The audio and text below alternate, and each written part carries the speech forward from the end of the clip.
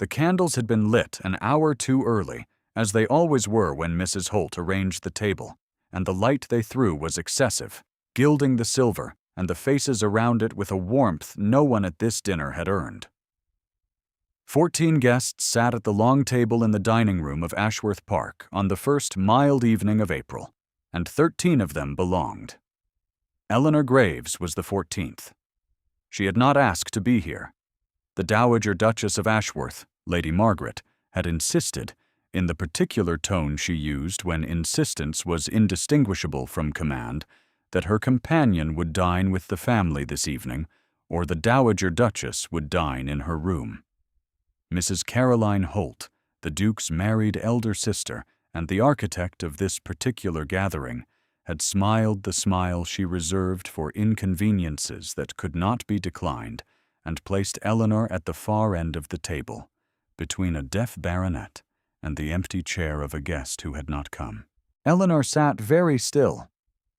Her gown was gray wool, cut well enough by a country seamstress who had understood the fabric's limits, and among the silks and embroidered muslins of the other women, it registered as an absence rather than a presence. She held her hands in her lap. She kept her shoulders level. She had learned in 4 months of service that the body's posture was the only currency a companion could control, and she spent it carefully. Lady Philippa Vane, seated at Mrs. Holt's right in emerald satin with a throat of diamonds, tilted her golden head toward her hostess and spoke just loud enough to Carrie. "How charming that your mother's little companion could join us. One so rarely sees them at proper dinners." Mrs. Holt's mouth pressed into something that was not quite agreement and not quite apology. "Miss Graves is very devoted to my mother." The little companion. Eleanor heard it land, the way one hears a door shut in a distant room. She did not flinch. She reached for her water glass and lifted it without tremor. At the head of the table, Henry Calder, the 7th Duke of Ashworth, set down his wine. He was 31, dark-haired, and in possession of a face the season's portraitists fought to paint, and which he never permitted them to attempt. His features were regular, his jaw severe, and his expression, on most occasions, suggested a man who had recently been asked a question he found beneath answering. He looked at no one. He said nothing. Then his gaze traveled the length of the table and found Eleanor. He held it. 3 seconds, 4. Long enough for Lady Philippa to notice, for Mrs. Holt to go still with her fork half raised, for the deaf baronet to glance sideways without comprehension. Eleanor met his eyes because she did not know what else to do with them, and something in the quality of his attention, the focused weight of it, the absence of pity or curiosity, or any of the expressions she had catalogued in the faces of people who looked at companions, settled against her chest like a hand pressed flat. He looked away. He picked up his glass. The dinner continued. If you have ever sat at a table where you did not belong, and felt someone see you there, you already know why Eleanor's hand shook when she set down her water. Stay close. This story is hers. What the table did not know, what Eleanor herself had not yet named in any language precise enough to carry weight, was that the stillness she wore like armor was not a servant's discipline. It was the last remaining architecture of a life that had collapsed 18 months earlier in a vicarage in Hertfordshire, when her father's heart stopped between one sermon and the next, and the debts he had hidden surfaced like water through floorboards. Reverend James Graves had been a kind man and a poor steward. He had lent freely, invested unwisely, and left his only daughter a name without a penny behind it. Eleanor had been 22, educated beyond her prospects, trained in music and French, and the close reading of verse, and possessed of no brother, no uncle, no cousin willing to claim her. Mrs. Holt had arranged the position at Hartfield Lodge, the Ashworth Dower House, with the pragmatic charity of a woman who understood that an educated girl without fortune was a problem best solved by making her useful. £40 per year, and a room overlooking the herb garden. Eleanor had accepted because the alternative was a governess post in the north, and because she had read that the Dowager Duchess was fond of Cowper. The Dowager was fond of nothing. She was 78 years old, sharp as a barber's blade, and she had dismissed 7 companions in 3 years. The first had wept too easily. The second had agreed with everything she said. The third had pronounced Cowper incorrectly and been sent away before luncheon. Lady Margaret did not want deference. She did not want warmth. She wanted someone who would sit across from her in the small parlor of Hartfield Lodge with the fire burning low, and read aloud from the leather-bound volume of Cowper's verse that she had annotated in her own hand 40 years ago. And who would, when Lady Margaret declared a passage tedious, look up from the page and say that it was not tedious at all, merely frightened, and that if her Grace could not hear the fear in it, she was perhaps not listening carefully enough. Eleanor had said precisely this on her 3rd afternoon. The Dowager had gone silent. Then she had laughed, a sound like a gate opening that had been shut a long time, and asked her to read the passage again. The volume lived on the table between their chairs. It was bound in brown leather, worn pale at the spine, and the Dowager's annotations were written in a hand that had once been firm and was now visible only as a faded pressure in the margins. Eleanor kept a pressed sprig of lavender between its pages, cut from the herb garden below her window, and each morning she opened the book to the place they had reached the evening before and smoothed the sprig flat with her thumb. It was not a ritual she had been asked to perform. It was one she could not stop. In the household's arithmetic, Eleanor was staff. She ate breakfast in her room. She walked 2 paces behind the Dowager in the garden. She was addressed as Miss Graves by the housekeeper and as my mother's girl by Mrs. Holt, when Mrs. Holt addressed her at all. The little companion.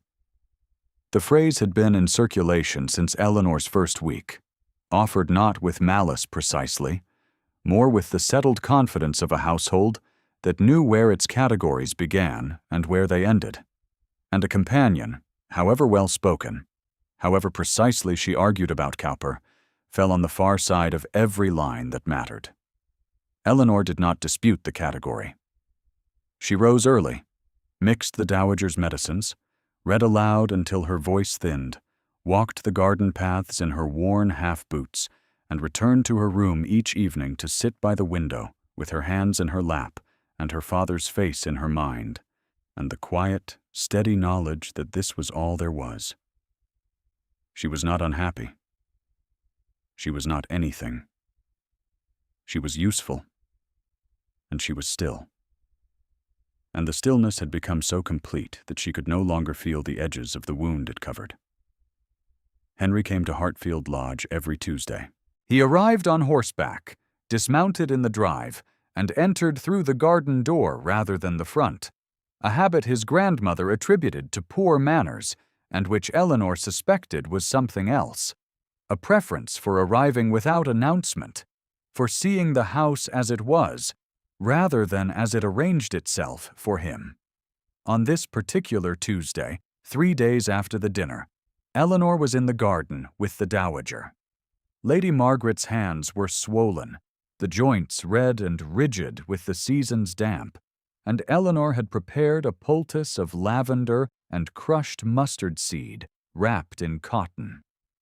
She knelt on the gravel path beside the Dowager's chair and worked the compress around the old woman's fingers with a pressure that was firm enough to hold and gentle enough to permit.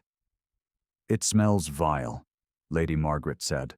"It smells medicinal," Eleanor replied, which is, I grant you, a polite word for the same thing.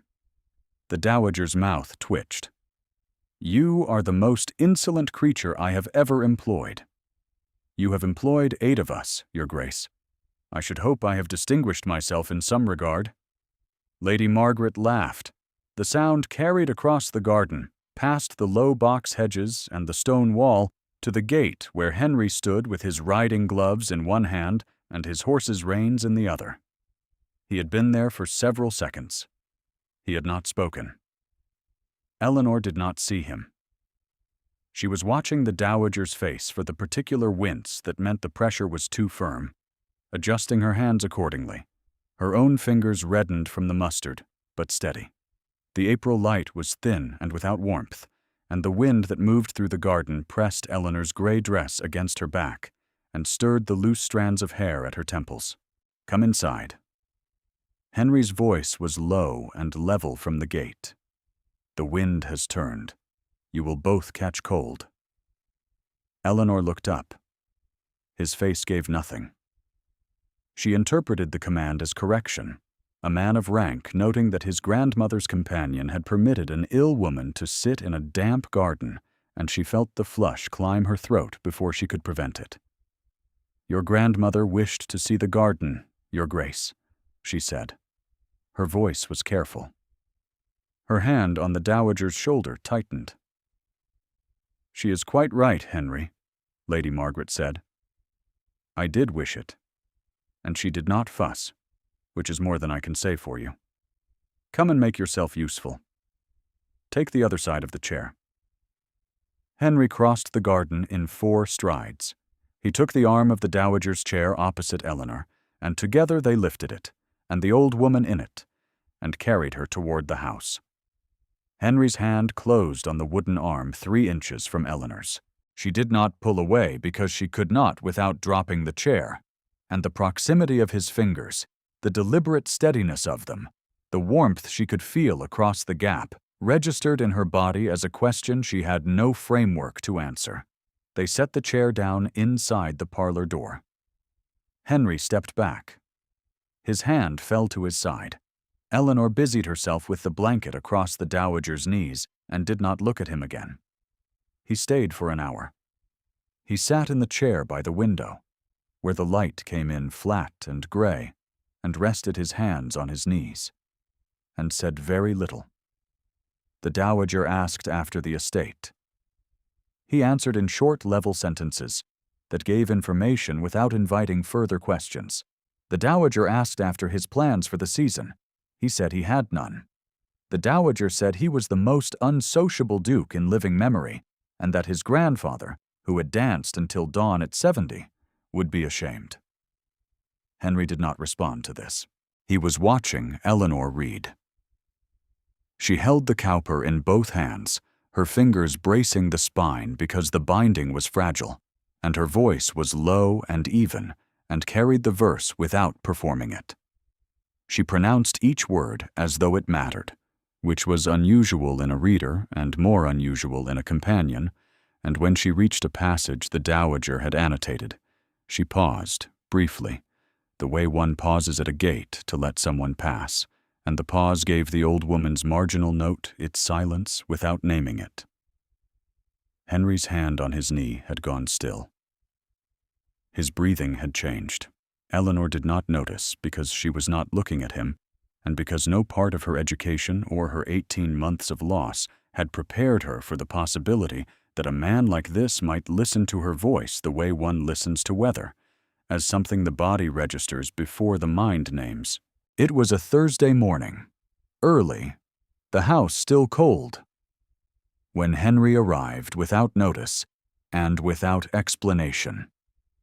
He had ridden from Ashworth Park in the half-light and tied his horse to the gate-post and let himself in through the kitchen garden rather than the front entrance, which meant he passed the kitchen windows before he reached the house.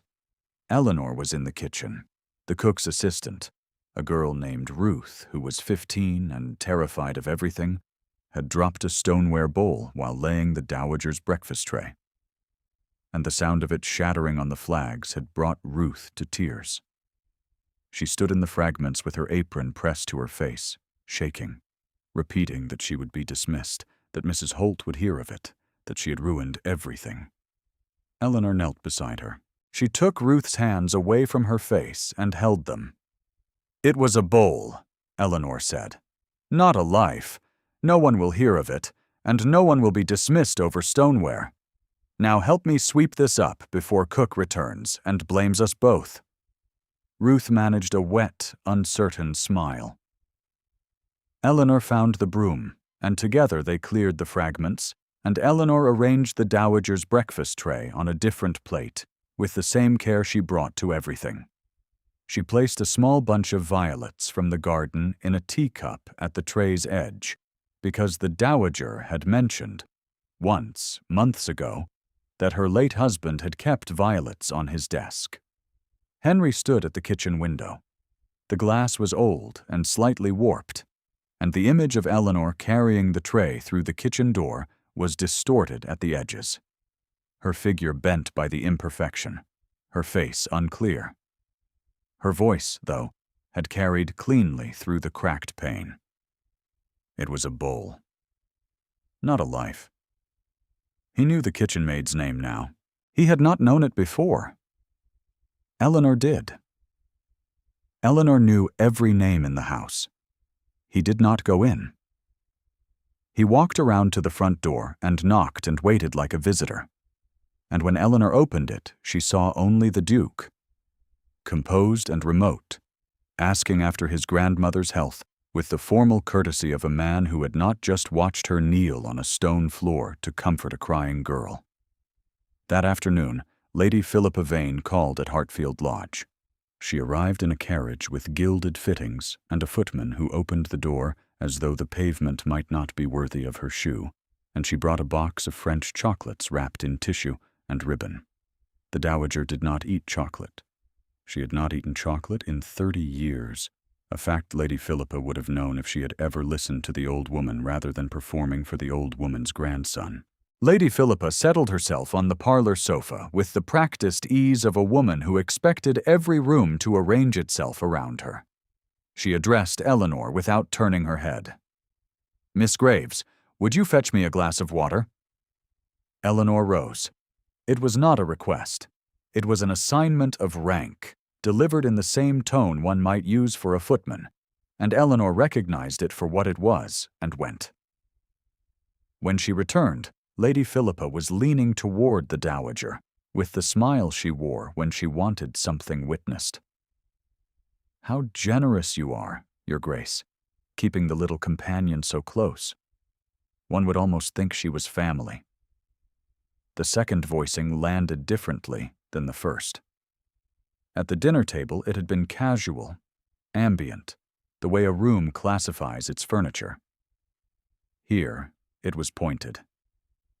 Eleanor set the glass of water on the side table and sat down and did not permit her face to respond.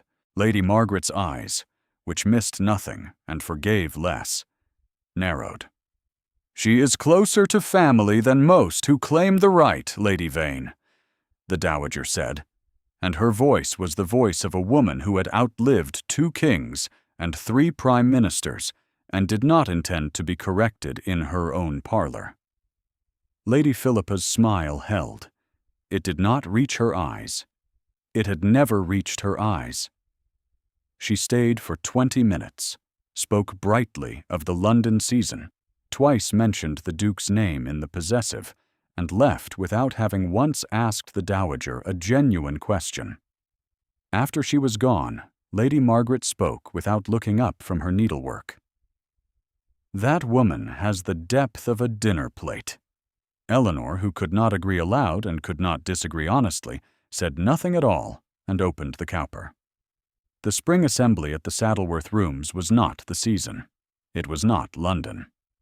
It was a country gathering of 40 families in a long room with candles in tin brackets and a string quartet that played slightly out of tune, and it was, for Eleanor, as foreign as the surface of the moon. Mrs. Holt had declared that a companion did not attend dances. The Dowager had declared that she did not attend dances without her companion. The argument had traveled by letter for 3 days until Henry settled it in a single sentence delivered over Tuesday luncheon. "Miss Graves will attend as my grandmother's guest. The matter is closed."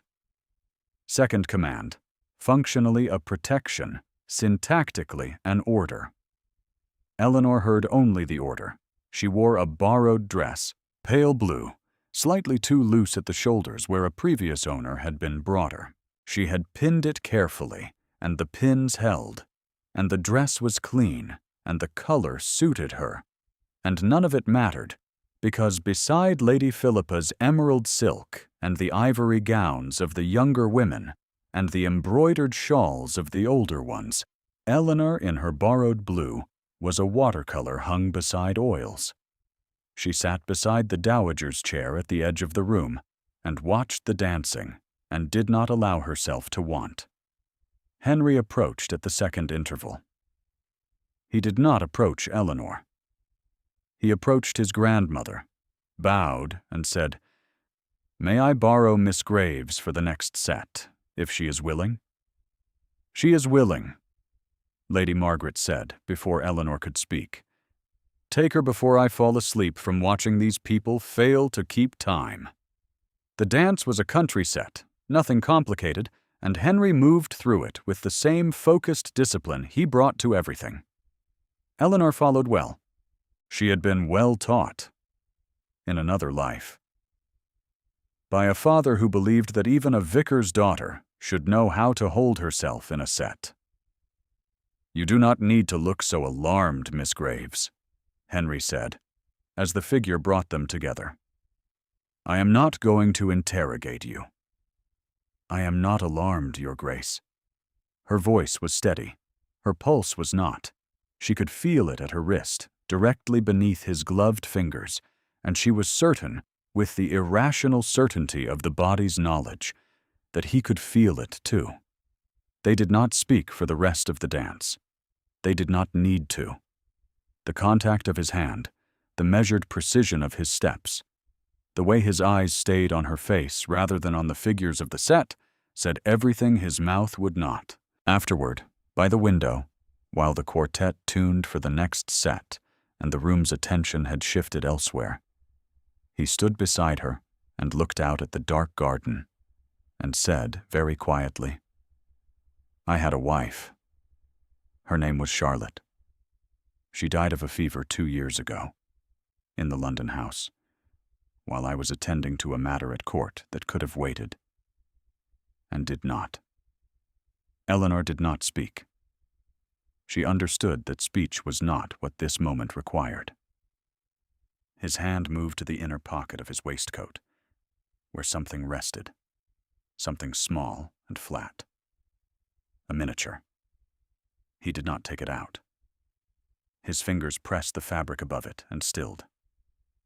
"You remind me of nothing she was and everything I should have been," he said. Then he straightened, and his face closed, and he walked back to the room as though nothing at all had been said. If Eleanor's name were different, if her gown were silk instead of borrowed cotton, if her father had been a baron instead of a vicar, this would be the moment the room understood. Stay with her. The room has not understood yet, and what comes next is the cost of that failure. Eleanor stood alone by the dark window and pressed her palm flat against the sill and felt the cool of the glass against her knuckles and the rapid, frightened hammering of her own heart, and she did not know what to do with any of it. The Dowager fell ill on a Wednesday. The fever came fast, the way fevers do in the old, arriving as a flush at luncheon and settling into a shaking, sweating darkness by evening. Eleanor sent for the physician, who came and bled the old woman and prescribed rest, and then she did what she had always done. She sat beside the bed. She changed the compresses. She read aloud from the Cowper, though she was not certain the Dowager could hear, because the rhythm of the verse was the rhythm of their days together, and she did not know how to sit in that room without it. She slept in the chair by the fire for 2 nights. She ate when Ruth brought her broth. She did not leave. On Friday morning, Mrs. Caroline Holt arrived at Hartfield Lodge with a hired nurse, a woman with broad hands and a professional manner, and informed Eleanor that her services were no longer required. "A proper nurse will attend my mother from now on," Mrs. Holt said, She stood in the hallway with her gloves still on, as though the Dower house were a place one passed through rather than entered. "You have been attentive, Miss Graves, and the family is grateful. You will be given a month's wages in lieu of notice. I have asked the footman to help you with your trunk. May I wait until she wakes?" Eleanor said. "I should like to say goodbye." "That will not be necessary. My mother needs rest, not farewells." Eleanor stood in the hallway, with her hands at her sides and the ground shifting beneath her. 4 months. The book on the bedside table. The lavender in its pages. Ruth's face in the kitchen. The garden in the rain. The Dowager's laugh. Rare and startling. All of it. Furniture again. Rearranged and removed when the room required a different shape. She climbed the stairs one more time. The nurse was adjusting pillows. Eleanor asked for a moment and received it.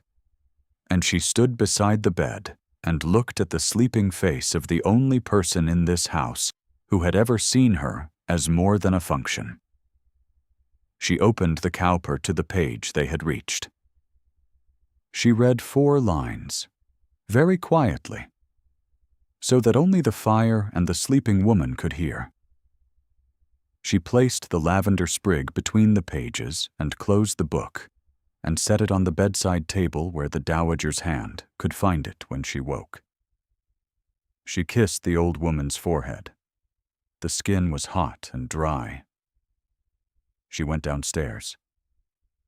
In the entrance hall, Lady Philippa Vane stood arranging flowers in the urn by the door, as though the crisis of an old woman's fever were an occasion for interior decoration.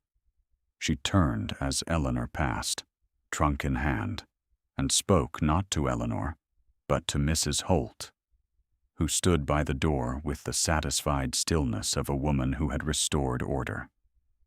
"Poor little companion."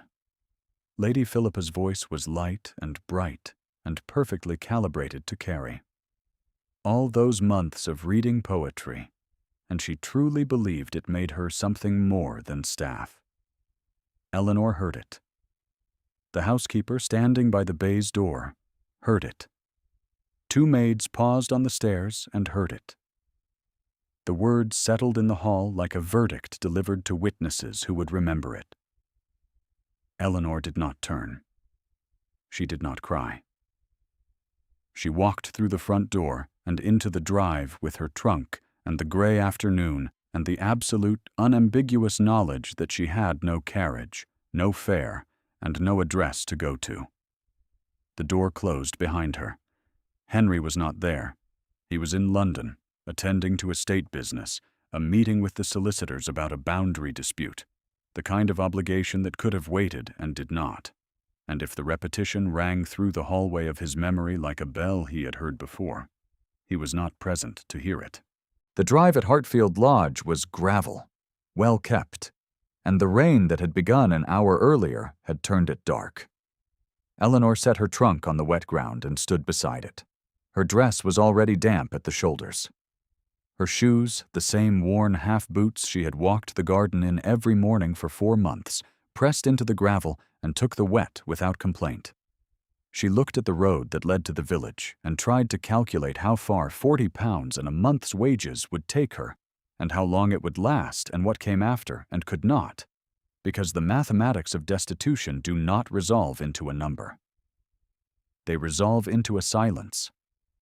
The lavender she had planted along the garden wall that spring would bloom without her. The cowper would be closed and shelved. The Dowager would wake and find a stranger where Eleanor had been. And the gate that had opened, the laugh, the arguments about verse, would shut again, and no one remaining in the house would know how to reopen it. She had been standing for perhaps 5 minutes when she heard the horse. It came fast, too fast for the lane, the hooves throwing gravel in the wet, and the rider dismounted before the animal had fully stopped, dropping from the saddle with a motion that spoke of urgency rather than grace. Henry's coat was dark with rain. His hair was plastered to his forehead. He had ridden from London.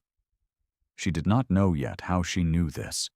only that the state of him, the blown horse, the soaked gloves, the way he strode past her, and then stopped, and turned back and looked at the trunk, and then at her face, carried the particular quality of a man who had received a message and understood, in the receiving, that he was late again.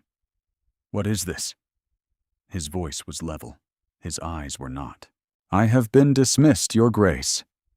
Her voice did not tremble. She was proud of that, later. He looked at her for one more second. Then he walked into the house and left the door open behind him. Mrs. Holt was in the drawing room. Lady Philippa was beside her, perched on the settee with a cup of tea she had not earned. The housekeeper stood by the door. 2 footmen waited in the hall. Henry entered the room and did not sit down. "Who authorized Miss Graves's dismissal?" Mrs. Holt straightened. "I did, Henry, as family. The companion services were no longer needed, and I thought it best to arrange matters before Mother could object." "You thought it best." Lady Philippa agreed that it was the sensible course. The girl was becoming too attached. Lady Philippa rose and placed a hand on Henry's arm. "It truly is for the best, Your Grace. One must be careful about these things.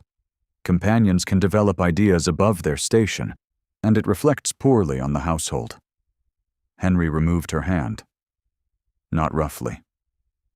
With the same deliberate precision with which he did everything. He turned away from both women and walked to the hall. "Bring Miss Graves inside," he said to the nearest footman. Eleanor was brought in. She stood in the entrance hall with rain darkening the hem of her gray dress and her trunk still dripping on the flags, and the faces of every person in the house turned toward her. Mrs. Holt had followed Henry into the hall. Lady Philippa stood behind her. The housekeeper held her apron in both hands. Ruth, on the stairs, had stopped breathing. Henry looked at Eleanor. He did not touch her. The silence in the hall was so thorough that the clock on the mantel, which had ticked unheard for years, became suddenly and entirely audible. "Eleanor stays." His voice carried without effort, without volume, the way a voice carries when every syllable has been chosen and none can be recalled. "She is to be my wife." Mrs. Holt's mouth opened. No sound came. Her hand found the wall behind her and pressed against it as though the house itself had shifted beneath her feet. Lady Philippa's composure broke, not dramatically, not with a cry or a stricken collapse, but in the precise, quiet way a porcelain cup cracks when the water poured into it is too hot.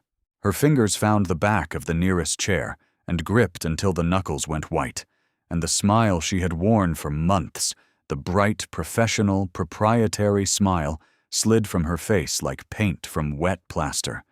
From the top of the staircase, a voice. Thin, hoarse, undeniable. "About time, you impossible boy." The Dowager Duchess of Ashworth stood on the landing in her dressing gown, with one hand on the banister, and the hired nurse hovering uselessly behind her, and her face, feverish and drawn and still sharp enough to cut glass, held an expression Eleanor had never seen on it before. Satisfaction. Not the satisfaction of having been proved right, though she had been. The satisfaction of a woman who had lived long enough to see the one thing she had wanted arranged without her having to arrange it. The housekeeper pressed her apron to her eyes. Ruth, on the stairs, smiled. Henry crossed the hall to Eleanor and stopped one pace from her, and did not touch her, and said in a voice only she could hear, "If you will have me." Eleanor's hand found the doorframe behind her. She needed it. The floor was no longer reliable. "I will, Your Grace." He shook his head. One slow movement. "Henry. Henry." She said his name. It sounded different in her voice than it had ever sounded in anyone's, because she had never said it before. And the restraint with which she shaped it, the care, the held breath behind the consonant, was the most charged sound the hall had contained in all its years. He took her hand then. Not her wrist, not her elbow. Her hand. Her actual hand. The one that had prepared poultices and swept broken crockery and turned the pages of the cowper and pressed flat the lavender and held the old woman's swollen fingers in the garden. And he held it. And the warmth of his palm against hers was not a promise. It was a fact. That evening, the parlor at Hartfield Lodge was lit by a single lamp, and the low fire in the grate, and the rain against the windows had softened to something that was not quite silence, and not quite sound. Lady Margaret sat in her chair, wrapped in the cashmere shawl Eleanor had tucked around her that morning, looking significantly less near death than she had appeared 12 hours earlier, a recovery she attributed to willpower, and Eleanor attributed to spite, and Henry attributed to nothing, because he was not a man who explained the workings of the women he loved. Eleanor sat on the settee with the cowper open in her lap. The lavender sprig marked the page. She read aloud, and her voice, which had thinned from 3 days of bedside reading and 1 afternoon of standing in the rain and a lifetime of being the person no room quite saw, held steady because the poem required it and because the woman in the chair deserved to hear it properly. "That line is wrong," Lady Margaret said. "Cowper did not mean comfort. He meant resignation. There is a difference." "The difference is in the reader, Your Grace, not in the verse. You are arguing with a dying woman." "You are not dying. You are sitting in a warm room disagreeing with me about poetry, which is what you do every evening, and I will not pretend otherwise to spare your vanity." Lady Margaret laughed. The sound was weaker than it had been in the garden weeks ago, when this began. But it was the same sound. The gate opening. Henry sat in the chair by the window. He had not returned to Ashworth Park. He would not, tonight. The miniature of Charlotte had been removed from his waistcoat pocket, not discarded, not forgotten, placed in the drawer of his writing desk at the park, face up, beside a single line written in his hand that morning before he rode to Hartfield. "I am not late this time." The words were not for anyone else. They were for the version of himself who had arrived too late once and would not, if the structure of his life had anything to say about it, arrive too late again. Here, in the Dower house, with the fire and the rain and his grandmother's voice cutting across Cowper's verse like a knife through warm bread, the architecture of his grief had not collapsed. It had shifted, the way a house settles when new weight is added to its frame, when a room that had been closed is opened again, and the air circulates differently, and the floorboards speak in a register they have not used in years. Eleanor looked up from the page. Her gaze found him across the small room, across the lamplight and the fire's glow and the old woman between them. She did not look away. He did not look away. "If you are both quite finished staring at each other," Lady Margaret said, "I should like to hear the rest of the poem before I die of old age, which at this rate is considerably more likely than the fever." Eleanor laughed. It was the same laugh he had heard in the garden on that first Tuesday, unguarded and warm. The sound of a woman who had been the little companion for so long, she had forgotten she was also this, alive, seen, at rest in a room where rest was possible. The lavender sprig between the pages had been pressed so long, its color had faded to the palest gray. New lavender would grow in the spring. The garden was already turning, the first green shoots pressing through the soil beneath the window. And by summer, the air at Hartfield would carry the scent of it through every open door. Outside, the Dower house sat quiet at the edge of the estate, its lamplight steady in the wet dark, the garden black and still around it. Through the window, 3 figures were visible as shadows against the glow. One reading, one listening, one watching. The smallest household in the county, the least noticed, the one no season would discuss and no gossip column would name. And enough. Entirely. Silently. Enough. Thank you for staying until the end. If Eleanor's story stayed with you, leave a quiet word about the moment you felt it turn. She would not ask you to. I will.